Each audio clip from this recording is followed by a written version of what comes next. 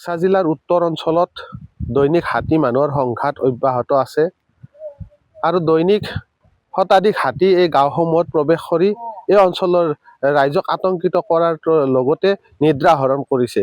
দৈনিক এই অঞ্চলৰ গাঁওসমূহত হাতীসমূহ প্ৰৱেশ কৰি ঘৰ বাৰী ভাঙাৰ লগতে এই অঞ্চলৰ যিসমূহ খেতি বাতি আছে এই খেতি বাতিসমূহ তহিলং কৰা পৰিলক্ষিত হৈছে।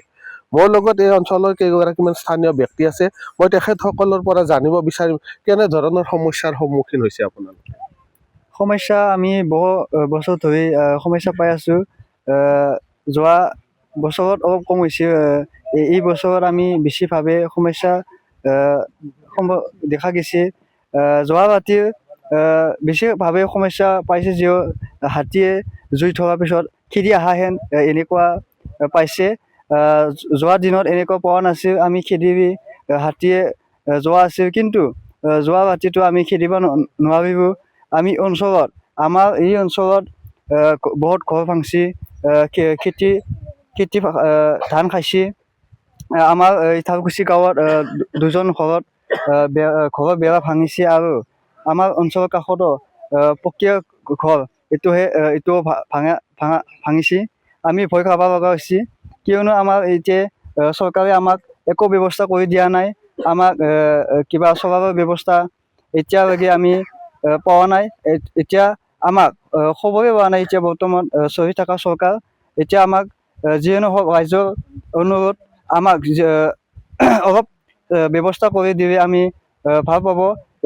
আমি চৰকাৰত অনুৰোধ জনাব বিচাৰিছোঁ, হাতীৰ পৰা আমি বচাই ৰখাৰ কাৰণে আমাক অলপ ব্যৱস্থা কৰি দিলে আমি অঞ্চলৰ ৰাইজে ভাল পাব। ইয়াৰ কাৰণে মই অনুৰোধ জনালোঁ।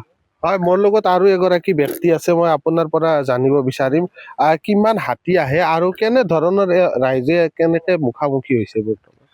আচ্ছা, মানে হাতীৰ জাকটো এনেকুৱা আহে যে মানে সিহঁতৰ কোনো ভয়ভীত নাই।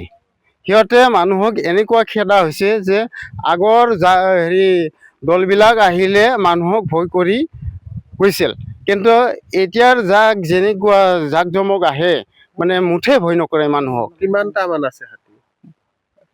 এইটো মোটামুটি 100 বা 100 নহ'লেও 80-90টা বা কেতিয়াবা 100ৰ ওপৰতো আহে বুলি মানুহে কয় আৰু এনেকুৱা।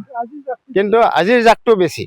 গতিকে আমি ভৱিষ্যত কেনেকৈ থাকিম এই অঞ্চলত, সেইটোৰ কাৰণে এতিয়া বৰ্তমানৰ চৰকাৰে আমাক সহায় কৰাৰ কাৰণে ব্যৱস্থাটো ল'লে আমি নিশ্চয় আনন্দিত পালোঁ হয়।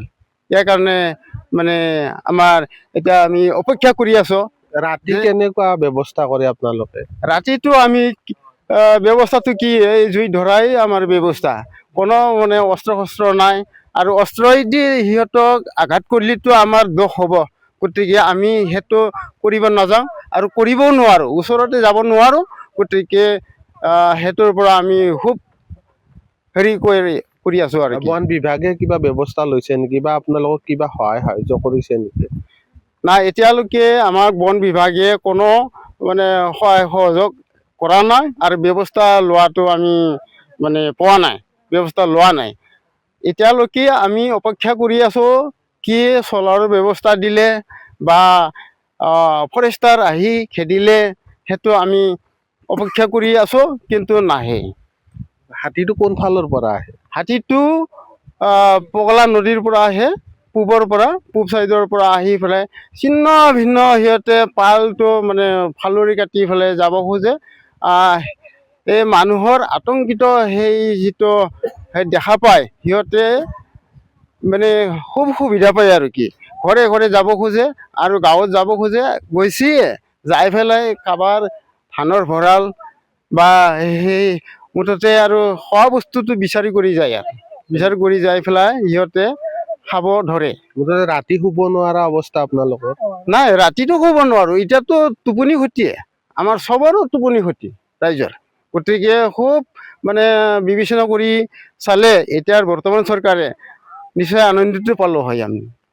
হয়, অতি দুৰ্ভাগ্যজনক বিষয় যে এই অঞ্চলৰ ৰাইজে এতিয়া হাতীৰ ভয়ত তেওঁলোকে বিনিদ্ৰ ৰজনী কটাব লগা হৈছে। কিন্তু বন বিভাগে যি ধৰণে ব্যৱস্থা গ্ৰহণ কৰিব লাগিছিল বা হাতীৰ জাকটো ইয়াৰ পৰা খেদি পঠোৱাৰ যি ব্যৱস্থা কৰিব লাগিছিল সেই ব্যৱস্থা কিন্তু আজিলৈকে কৰা পৰিলক্ষিত নহ'ল, যাৰ ফলত এই অঞ্চলটোৰ ৰাইজ এতিয়া আতংকিত হৈ পৰিছে।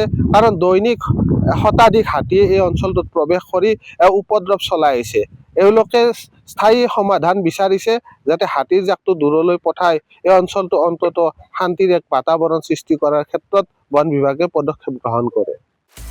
আপুনি বিচৰা বাতৰি পাব কেৱল নিউজ 18 এপত। নিউজ 18 এপ ডাউনলোড কৰিবলৈ স্কেন কৰক এই QR কোড। গুগল প্লে ষ্টৰতো পাব এই নিউজ 18 এপ।